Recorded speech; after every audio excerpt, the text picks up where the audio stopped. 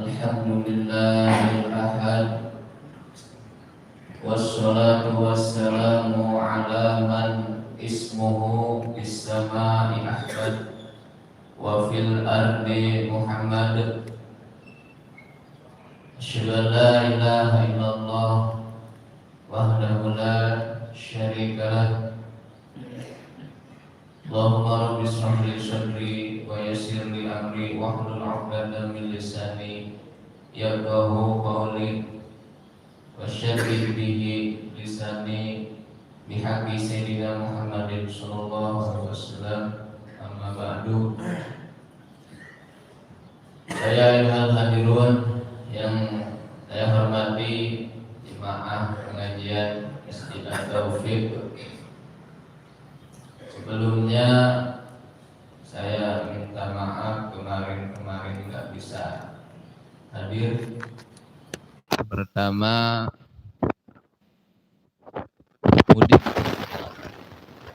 libur lebaran, seyogianya saya mohon maaf minal aizin wal faizin atas segala kesalahan, kealfaan. Kira-kira bisa dimaafkan para jemaah, ada kesalahan dari saya, mungkin gak ada, insya Allah saya maafkan. Yang kedua, saya itu punya hajat, yaitu khitan anak saya yang pertama, usia 20 bulan, dihitan dulu ketika pulang itu. Karena apa? Saya segerakan. Secara syariat Islam, khitan itu kesunahan atau afdol usia 7 hari itu udah mulai bisa dihitan, Pak. Atau 40 hari sekalian akikah, sekalian hitan. Ya, mungkin Bapak udah masuk SD, ada yang sudah dihitan, barangkali ada. Ketika saya dulu ya usia 4 tahun, 5 tahun. Sengaja masih kecil dihitan karena suka ikut ke masjid. Karena secara fikih kalau anak laki-laki belum dihitan Pak Awas, ikut dibawa ke masjid. Bagus, jangan dilarang bawa. Mau ngapain ke di masjid, mau main, mau tidur gimana, yang penting anak kenal dengan masjid. Jangan dilarang-larang. Apalagi anak-anak sampai dimarahi, sudah aja diam di rumah berisik kamu. Nah, itu salah. Maka kata Syekh Salahuddin Al-Ayyubi, ketika masjid sepi dari anak-anak mau ngaji, mau bermain, maka takutlah. Karena engkau kehilangan generasi itu. Sekarang sudah jarang kita dengar anak-anak diam di masjid, main-main di masjid. Main ucing-ucingan dulu, pukul-pukulan dengan sarung, dibiarkan sama orang tua. Kenapa? Didikan awal anak supaya diam di masjid daripada diam di pos ronda, main gak ada maksudnya. Nah, maka ketika anak kecil ikut ke masjid, kita lagi sholat, awas, apabila hanya menyentuh itu tidak membatalkan sholat. Tetapi apabila sampai dia duduk di pangkuan kita, contoh ketika kita tasyahud, kan anak kecil duduk, kemudian ngerangkul, yang mana dikatakan memikul, membawa, itu bisa membatalkan sholat, Pak. Karena apa? Karena anak yang belum dikhitan, itu zakarnya itu membawa najis. Karena ketika dia mengeluarkan air seni, kalau yang sudah dihitan itu ketika dicuci kepalanya maka bersih. Apabila anak belum dihitan masih terhalang sama kuncuk atau kupluk, bukan koplak ya, kupluk yang kalau sweater itu ada itunya, di situ tersisa, maka sama dengan memikul najis.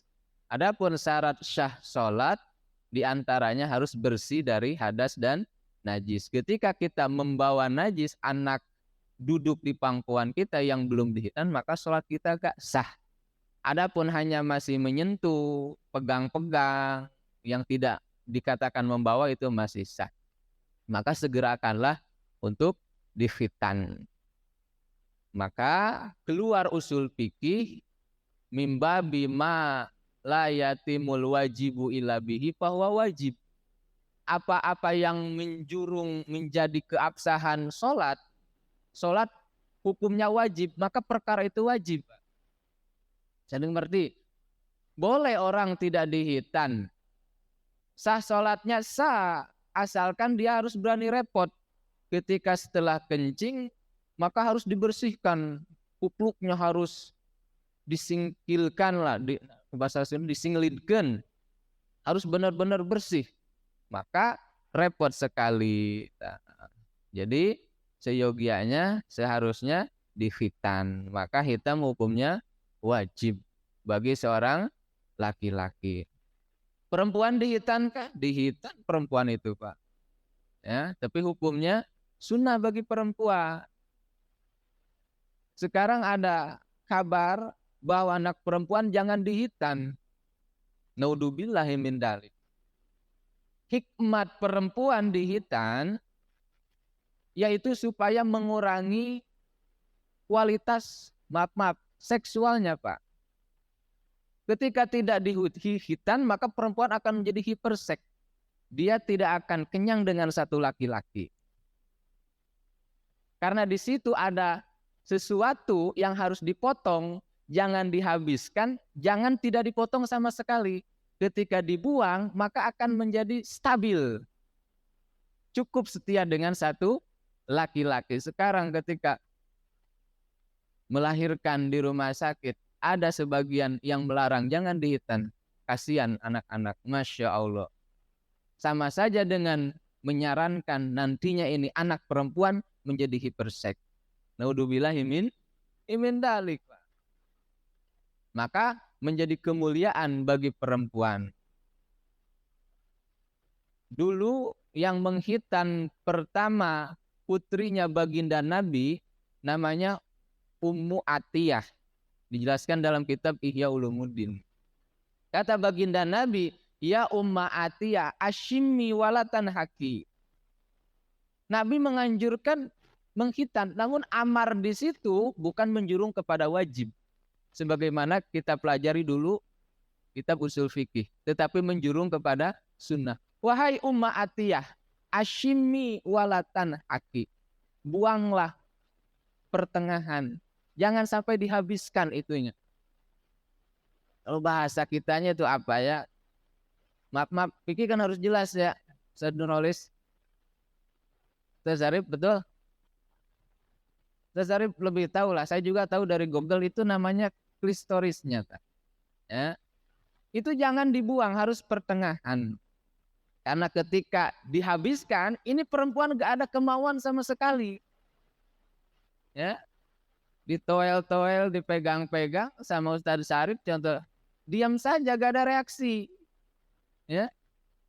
Maka jangan dihabiskan. Ketika dihabiskan semua, ini perempuan gak ada kemauan, gak ada libidonya. Ketika tidak dibuang sama sekali, akan menjadi hiperseks. Naudzubillahi min dzalik. Itu sekilas kita berbelok dulu masalah khitan. Karena tadi anak saya dihitan dulu. Kita masuk kepada inti pengajian kita.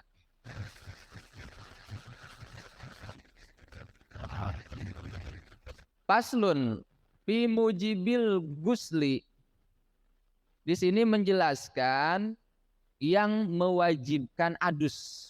Jadi apa saja kita wajib untuk adus atau mandi besar. Mandinya keseluruhan harus dibasuh, harus dibasahi semuanya. Apa-apa? Walazi yujibu al-ghusla sitatu asya'a. Apa-apa yang mewajibkan adus itu hanya 6. Kita pahami hanya 6. Salah satu min hatashtariku fihar rijalu wan nisa'u. 3, kan tadi 6. 3 setengahnya itu tashtariku fiha rijalu wan nisa. Laki-laki dan perempuan itu mengalami itu. Jadi disamakan. Laki-laki dan perempuan itu berlaku. Apa yang tiga itu? Wahia iltiqaul khitanaini. Yaitu bertemunya kedua khitan dua. Apa itu khitan dua? Makanya ada bahasa di khitan. Itu membersihkan kemaluan laki-laki. Di sini baik laki-laki atau perempuan. Kan tadi disamakan. Laki-laki punya khitan, perempuan pun punya khitan. Ketika itu bertemu, ya, baik di Samudra Pasifik atau Samudra Hindia itu bertemunya terserah. Maka itu mewajibkan adus. Bertemunya itu bukan hanya sekedar bertemu, tetapi harus ilaj, harus masuk. Ya. Baik 1 senti, 2 senti, 3 senti, atau 20 senti. Masya Allah 20 senti, gak tahu tak. Itu maka nantinya menyebabkan adus. Dua-duanya harus adus. Kan yang berperan laki-laki. Maka yang harus laki-laki tidak. Itu dua-duanya harus adus. Harus mandi besar. Sehingga ulama ketika membahas masalah ini, kenapa ketika berhubungan badan yang dimaksud, baik keluar air mani atau tidak keluar air mani menyebabkan adus, ini yang dibahas oleh ulama ketika keluar air mani. Kenapa? Kok harus mandi besar? Masya Allah. Sampai ke sana.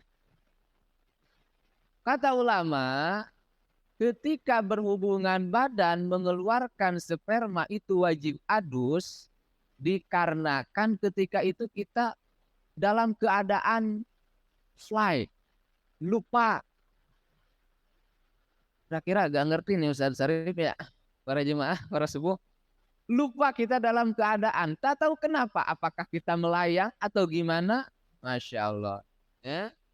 Kita dalam keadaan lupa. Lupa di situ seolah-olah oleh ulama dikatakan kita dalam keadaan meninggal. Akal kita sudah hilang. Yang namanya orang lupa, gak tahu saking gimananya, fly. Seperti orang mati. Nah, maka nanti disamakan dengan orang yang meninggal. Orang yang meninggal wajib dimandikan. Begitu juga orang yang berhubungan badan. Kata ulama seperti itu. Kata ulama bukan kata saya. Begitu ketika seseorang melakukan hubungan badan, maka mewajibkan adus. Baik dengan manusia atau dengan hewan. Naudzubillah min dzalik. Sekarang orang jahatnya luar biasa, Pak. Bukannya perempuan. Sekarang ayam pun diembat terus, Pak. Allah, naudzubillah. Kerbau pun diembat terus, naudzubillah. Maka itu pelakunya harus mandi besar. Kerbaunya enggak usah dimandikan. Ya, jadi pelakunya yang mandi besar karena hewan tidak taklif syar'i. Agama tidak mempredihnya, tidak mentaklifnya. Jadi hukum itu, khitab itu nempelnya kepada seseorang yang aklun, punya akal. Baligun aklun, berakal dan balik, baru bisa nempel itu hukum wajib, haram, sunnah, mubah. Gitu. Itu yang pertama. Kemudian wa minal musytariki inzalu ae ikhrajul mani min syahsin bi ghairi ilajin. Yang kedua, keluar sperma atau air mani. Tadi mah berhubungan badan, baik keluar sperma atau tidak, baik sebagian atau semuanya. Itu mewajibkan mandi besar. Yang kedua, keluar air mani tanpa berhubungan badan. Wa in qala al maniu kakit rotin, walaupun hanya setetes itu air mani, baik disengaja ataupun tidak disengaja. Disengaja, naudzubillah, dimainkan dengan tangannya secara haram. Ya. Tidak disengaja mimpi basah ketika tidur, mimpi enak-enakan. Seseorang itu mimpi basah itu ketika dia lupa, dia tidak berwudu, dia tidak membaca doa sebelum tidur, maka ketika tidur itu dimainkan oleh setan. Sebagian guru mengatakan maaf, sampai di oral itu kemaluannya laki-laki tersebut oleh syaitan, sehingga mengeluarkan air mani ketika tidur seperti itu. Bukan kita enak, malam tadi mimpi basah, Masya Allah, nikmat rezeki bagi yang belum menikah. Pengen tiap hari mimpi seperti itu, Masya Allah, justru itu dimainkan oleh setan tiap malam, karena tidurnya tidak ikut kepada sunnah baginda Nabi Muhammad Sallallahu Alaihi Wasallam. Coba praktekkan tidur yang sunnah. Sebelum tidur, kita harus takut tidur dalam keadaan tidak punya wudu. Ketika seseorang tidurnya dalam keadaan punya wudu, meninggal, lepas, gak bangun-bangun, maka tidurnya dalam keadaan mati syahid. Baca doa, kemudian baca wirid-wirid yang lain. Baca Al-Ikhlas, Falak Binas, ayat kursi. Kemudian dalam hadis Bukhari baca Subhanallah 33, Alhamdulillah 33, Allahu Akbar 34. Tidurlah, maka tidurnya insya Allah gak mimpi apa-apa. Ya. Adapun mimpinya yang bagus-bagus. Jadi orang yang gak tidur, yang tidur gak mimpi itu bagus, Pak. Jadi jangan berharap kita mimpi itu bagus. Nabi tidak pernah mimpi ketika dalam tidur. Adapun mimpinya, maka mimpinya bagus, yang bermakna. Gitu ta. Jadi hindari ketika kita tidur, apabila kita tidak mau junub, mimpi basah, maka baca doa ketika sebelum tidur. Jadi itu keluar air mani, baik disengaja atau tidak disengaja. Kemudian waminal musytariki al mautu. Yang ketiga masih baik laki-laki atau perempuan meninggal. Orang yang meninggal maka kewajiban yang hidup itu memandikan. Dimandikan illa bisyahidi, kecuali orang yang mati syahid, yang gugur dalam medan perang. Kita berperang melawan Israel sekarang yang menjajah Palestina. Ya. Kita harus benci sama Yahudi. Walang tardo angkal Yahudu walan nasoro hatta tattabi'a millatahum. Yahudi dan Nasrani itu tidak akan ridho sampai kita ikut kepada agamanya. Sampai kapan? Sampai hari kiamat. Maka apabila ada seorang yang membela-bela Yahudi, itu keturunan Nabi Ibrahim. Naudzubillah, Yahudi yang mana? Yahudi yang ahlil kitab, yang baik. Kita harus menghormati. Tetapi apabila sudah keji betul-betul menjajah negara Palestina, waduh, itu sudah kafirnya kafir harbi, halal darahnya. Maka kita gak boleh diam, apalagi merangkulnya, apalagi kerjasamanya dengan Yahudi yang seperti itu. Naudzubillahi min dalik. Karena mereka tidak akan ridho dengan agama kita. Sudah dicap Yahudi itu ahlun nar, orang yang jahat, tengil. Dia berpura-pura baik padahal hatinya busuk. Itu sudah cap oleh Allah Subhanahu wa taala di dalam Al-Qur'an. Baca syarah tafsir Sawi di dalam menjelaskan tentang Bani Israel atau Yahudi sekarang. Nasrani itu Kristen. Ya, selain dari Yahudi seperti Konghucu, sekarang Kristen, Protestan, itu masuknya kepada Nasrani. Mereka pun tidak akan ridho pada agama kita selagi mereka melihat kita ikut kepada ajaran mereka. Tidak 100% ya kita ikut-ikutan dalam mengucapkan selamat Natal, selamat Imlek, Itu juga mereka udah senangnya luar biasa. Walaupun secara 100% tidak ikut kepada agama mereka. Gitu. Orang yang mati syahid itu gak boleh dimandikan. Jadi kewajibannya dua. Orang yang mati syahid mengkapani, kemudian menguburkan. Ada orang yang meninggal di medan perang, masih bersimbah darah. Bajunya gak usah dilepas, gak usah diganti dengan kain kapan. Maka apa yang dipakainya walaupun bersimbah darah kemudian kita kuburkan. Dua saja bagi yang mati syahid, karena darahnya akan menjadi saksi bahwa dia pejuang atau singanya Allah yang merelakan nyawanya mati di jalan Allah. Itu adalah mati syahid. Gak boleh diaduskan. Adapun seseorang yang ketika meninggal diaduskan oleh malaikat, ada Pak. Sebagian ulama waliullah yang soleh dijelaskan dalam kitab Syarah Sapina, itu ada yang adusnya diaduskan oleh malaikat. Masya Allah, luar biasa berarti karomahnya itu. Ketika meninggal dimandikan oleh para malaikat. Kita gak usah memandikan lagi, gak apa-apa. Itu 3 yang mana laki-laki dan perempuan sama-sama. Kemudian wasalah satun tahta subiha an-nisa wahi al-haid. Yang 3 ini khusus untuk perempuan. Wahya al-haidu. Ketika perempuan haid, maka setelah haidnya selesai dalam waktu haid paling sedikit 24 jam, 1 hari 1 malam. Galib biasanya 6 hari atau 7 hari, paling banyak 15 hari.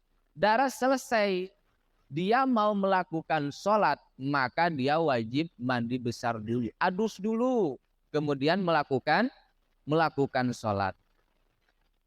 Itu tak. Ini mah perempuan yang punya. Itu laki-laki head enggak head.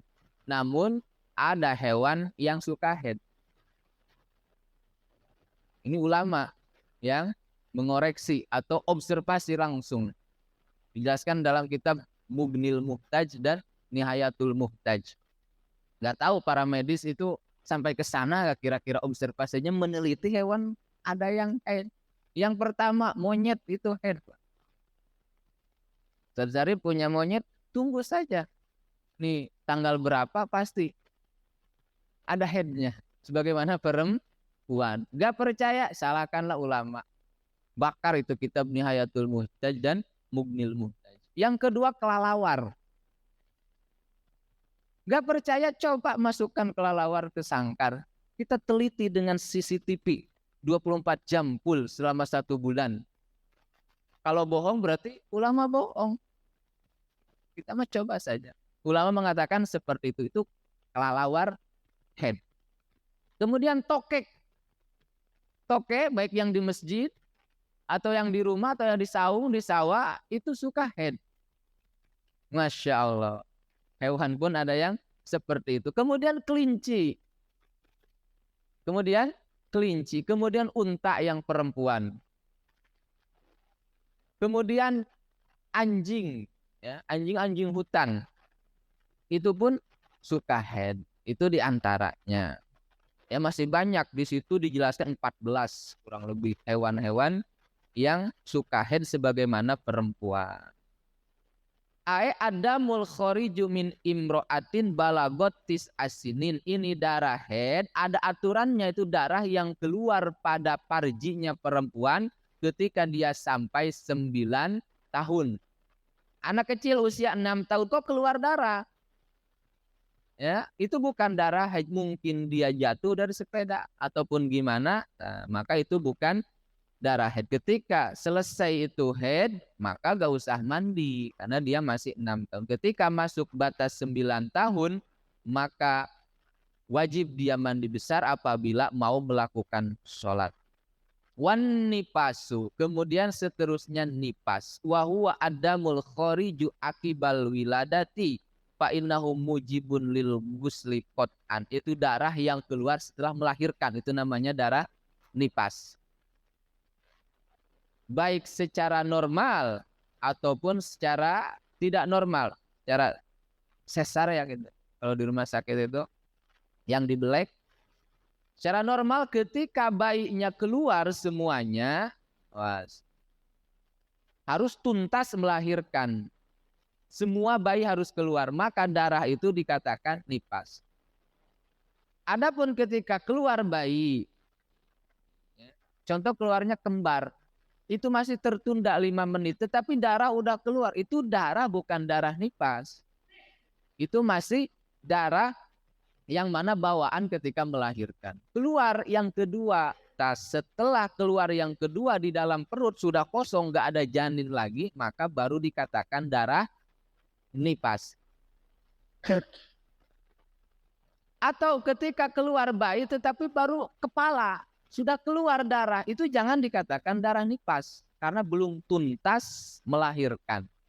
Jadi harus tuntas keluar, baik 1 anak atau 10 bahkan habis yang ada di dalam perut, gak ada janin lagi, maka baru dikatakan darah nifas. Paling sedikit darah nifas itu setetes. Biasanya keluar 40 hari. Paling banyak 60 hari. Oh ternyata secara medis pun seperti itu. Ketika saya tanya-tanya istri saya ketika melahirkan, dok, betul gak nifas itu biasanya 1 tetes? 1 tetes itu maksudnya sedikit. Betul, ketika melahirkan di sesar itu gak banyak keluar darah. Itu sedikit darah seperti itu. Yang normal pun ada seperti itu, gak banyak keluar darah. Biasanya 40 hari, banyaknya 60 hari. Betul, Masya Allah. Luar biasa, itu observasinya Imam Asy-Syafi'i mengatakan batas waktu 40 hari dan 60 hari ternyata secara medis pun akurat. Itu karena Imam Syafi'i melakukan hukum itu observasi sendiri, kemudian ditanyakan kepada medis. Betul gak seperti itu? Maka lebih akurat. Itu. Kemudian wal wiladah, yang terakhir melahirkan. Ketika perempuan mengandung dan melahirkan, keluar anak, maka apabila pengen melakukan sholat, itu harus mandi besar. Awas, sekarang ada kebiasaan di kampung. Di kampung ketika seorang perempuan melahirkan itu harus dimandikan. Apakah tahu dulunya orang tua pernah ngaji, pernah dengar ustadznya ngaji, ketika wiladah maka harus mandi besar, diterapkan Pak. Ini perempuan lagi sakit, setelah melahirkan sakit luar biasa, badan pun perih, ini harus mandi. Masya Allah, kasihan, bukan begitu. Ketika setelah melahirkan itu darah kebetulan selesai. Oh berarti dia tidak punya darah nifas. Bersih. Kan dia ketika bersih darah nifas wajib sholat. Seketika itu maka harus mandi besar untuk melakukan sholat. Biasanya perempuan-perempuan ketika melahirkan langsung disusul dengan darah nifas. Yang mana sedikit galibnya 40 hari atau 60 hari paling banyak. Ketika 60 hari selesai darah itu gak keluar, maka cepat adus mandi besar karena wajib untuk melakukan sholat seperti itu. Jadi jangan ketika keluar anak mandi. Kata ibunya, kata mertuanya, kebiasaan di kampung seperti itu apabila disangkutkan dengan hukum syara itu keluar. Adapun makna yang lain yang mungkin untuk supaya segar, yaitu tidak jadi masalah. Apabila dikaitkan dengan agama, maka itu keluar dari syariat, dari syara. Itu ketika melahirkan. Itu di perempuan itu ada yang tidak nifas, ada seperti ibunda baginda Nabi Muhammad Shallallahu Alaihi Wasallam. Sayyidah Aminah dia gak keluar darah ketika melahirkan. Kemudian yang kedua, putrinya baginda Nabi Muhammad Shallallahu Alaihi Wasallam, Fatimah Zahra atau Fatimah Al-Batul. Dia tidak pernah haid, tidak pernah nipas. Masya Allah, perempuan suci. Kira-kira luar biasa ini. Dikasih gelar Al-Batul itu, pertama dia tidak pernah haid, yang kedua wajahnya bercahaya, itu Sayyidah Fatimah. Sehingga dalam riwayat dikatakan ketika Sayyidah Aisyah dalam kitabnya Al-Idoh kehilangan jarum, kemudian mau dimasukkan benang ke lubang jarum, maka dia memanggil Fatimah, ya Fatimah ta'al, sini, dekatkan wajahmu. Ketika didekatkan wajahnya, itu benang masuk ke dalam lubang jarum dalam keadaan gelap, mengandalkan sinar dari wajahnya Sayyidah Fatimah Al-Batul atau Fatimah Az-Zahra. Masya Allah. Jajal wajah Ustaz Sarif ketika mati lampu nih. Mau nambal baju yang sobek. Cuma sini Ustaz Sarif. Kira-kira nih. Masya Allah. Jauh. Cuma anaknya atau putrinya baginda Nabi Muhammad Shallallahu Alaihi Wasallam. Ibunya para perempuan di muka bumi. Yang mana dari jalan beliau lahirlah anak dan cicit atau para habaib sekarang dikatakan dari duriyah keturunan baginda Nabi Muhammad Shallallahu Alaihi Wasallam. Semua para nabi nasabnya dari ayah, kecuali nasabku, kata baginda Nabi. Nasabku keluarnya dari seorang perempuan, tidak dari jalur laki-laki. Awas Pak, kita jangan kekecoh sekarang orang yang membelok-belokkan agama. Sekarang para habaib yang ada di Indonesia atau di luar Indonesia itu bukan cucu dari baginda Nabi Muhammad Shallallahu Alaihi Wasallam. Naudzubillah. Harus ada tes DNA. Emang berani membongkar kuburan Nabi, dites darah Nabi ke Malaysia atau ke Singapura, apa AB apa O? Tidak akan bisa. Sudah kita cukup dengan perkataan baginda Nabi, jalur nasabku itu lewat anak perempuan, tidak lewat anak laki-laki. Itu berarti jelas Nabi itu punya keturunan sampai sekarang para habaib atau para sayyid. Anak perempuan yang dikatakan syarifah. Hati-hati. Itu ucapan sengaja menggiring kepada untuk membenci para habaib, untuk tidak menghormati para habaib. La as'alukum alaihi ajron illal mawaddata fil qurb. Aku tidak meminta apapun kata Allah padamu wahai Muhammad kecuali engkau mencintai al-qurba. Apa itu al-qurba? Ketika ini ayat turun, para sahabat bertanya kepada Nabi, siapa al-qurba itu? Yaitu ahlul bait itsroti, anak cucuku, atau yang dikatakan habaib sekarang. Mereka kurang lebih 35 turunan atau 39 sampai sekarang. Yang wajib kita hormati. Kita sudahlah lihat-lihat saja, terserah kamu mau bilang apa. Tetapi saya punya madhab yang mana saya pegang, madhab Asy-Syafi'i. Kata Imam Asy-Syafi'i, lau syukka qalbi labada wastohu satroni qad khutto bila katibin. Apabila dibelah dadaku, maka akan tergaris dua garis yang mana tidak ada secara kelihatan nampak.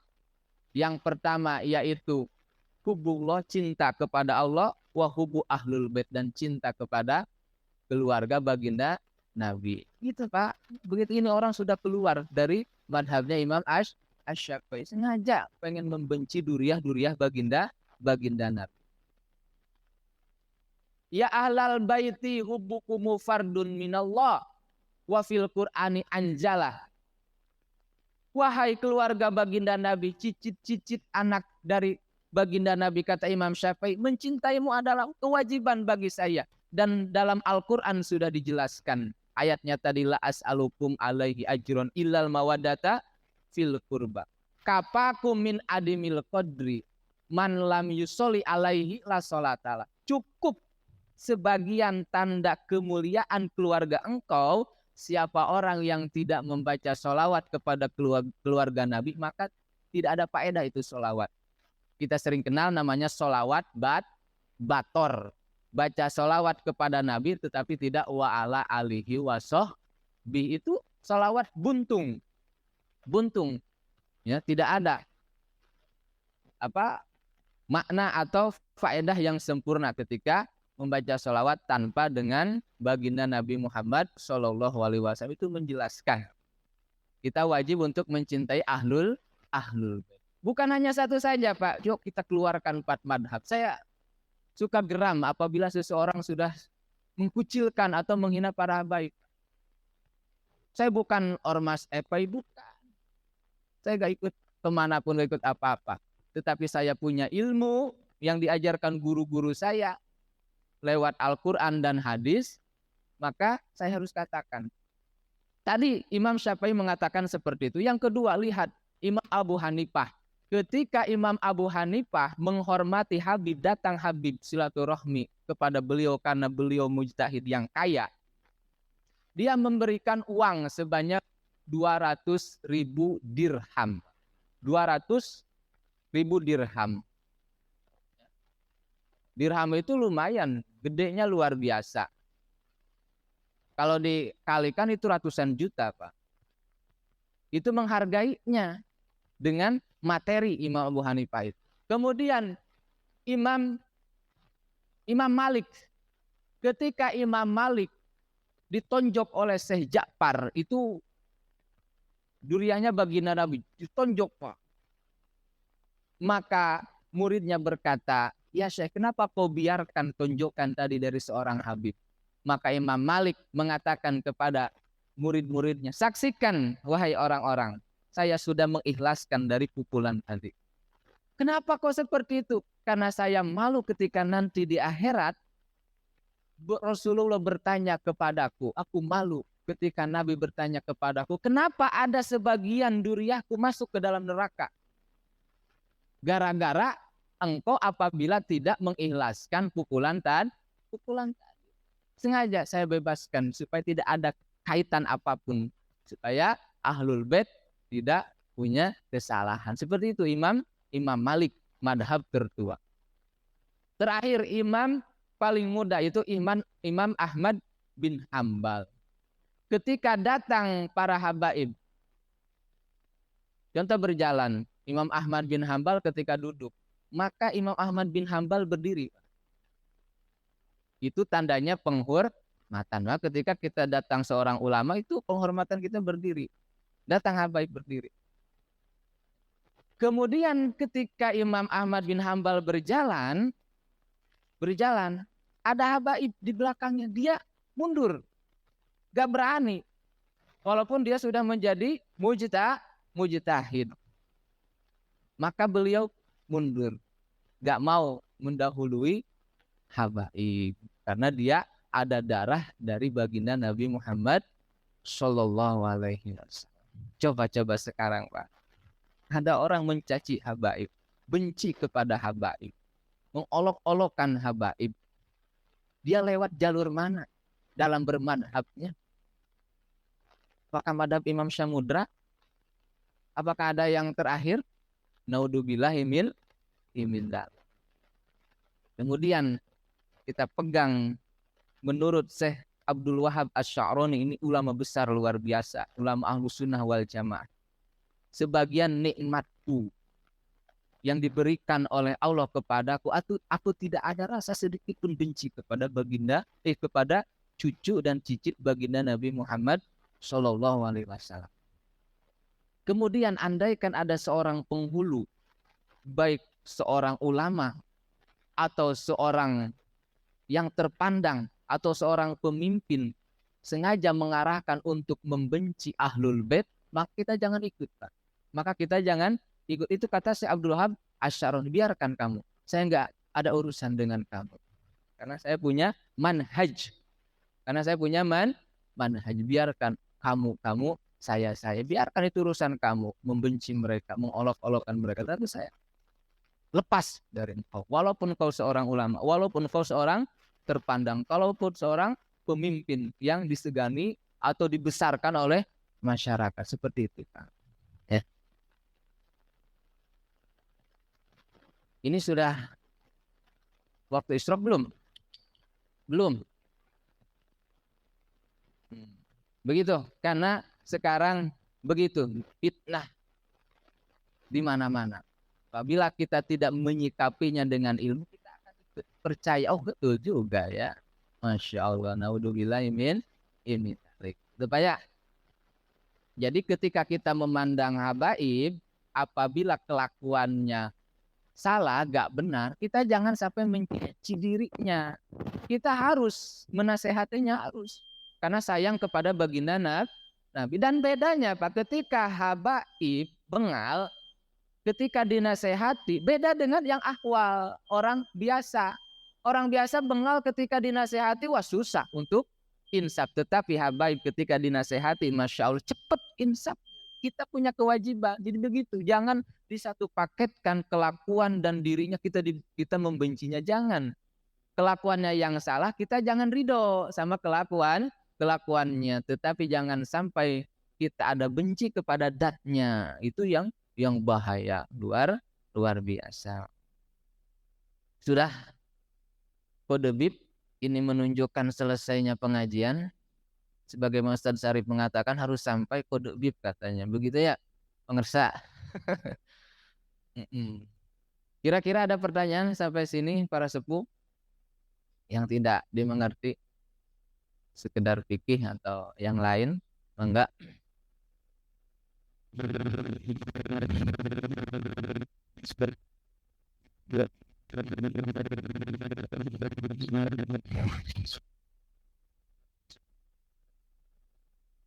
Ada?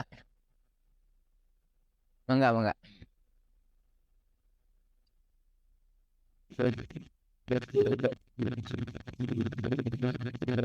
Mandi junub itu sebelum subuh atau setelah subuh? Oh, setelah berhubung. Untuk aturan mandi junub, asalkan kita sudah melakukan berhubungan, baik keluar mani atau tidak keluar mani, langsung mandi tidak apa-apa. Nanti dingin, jam 3, waduh, lumayan nih encok kambuh. Nanti aja adusnya mau sholat subuh, tidak apa-apa. Yang penting ketika kita mau melakukan sholat, kita harus sudah selesai adus. Habis waktu sholat subuh, taruhlah jam 6:30, kita mandi besar 6:30, mau sholat subuh, gak apa-apa. Gitu. Yang gak boleh itu, kita junub, mau sholat subuh, enggak junub, enggak adus, itu yang gak boleh. Jadi kapanpun waktunya. Ya. Ini Nabi ketika setelah itu, beliau pernah langsung adus. Kemudian beliau pernah menundanya di akhir sebelum waktu subuh itu masih.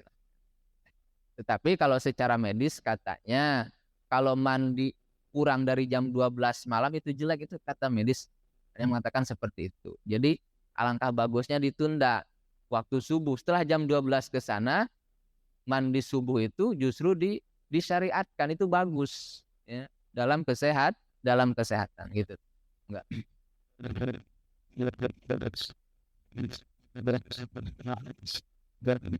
Iya, kalau mau tahajud kita jam 12 bangun, tetap kan sholat itu kita harus bersih dari hadas besar dan kecil. Jadi tetap harus adus dulu.